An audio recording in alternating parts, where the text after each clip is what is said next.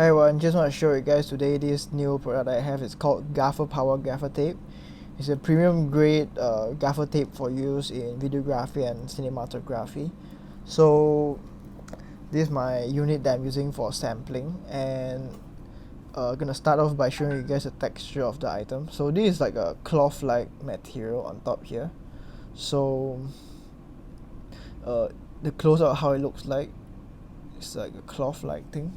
Then if I peel it, I can't tear it with my hands. It's a strong material. Besides that, there's a lot of people who ask me like, does it leave residue and everything? The answer is no, because it's premium grade. I can do a demo for you guys. Sticking this onto this surface here. So let's give it a try.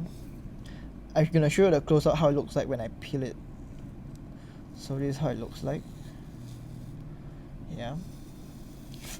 So I'm gonna stick it on.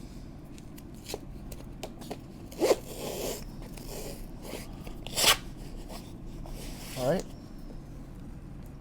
Okay, so I'm gonna show you a close up how it looks like when I peel it off.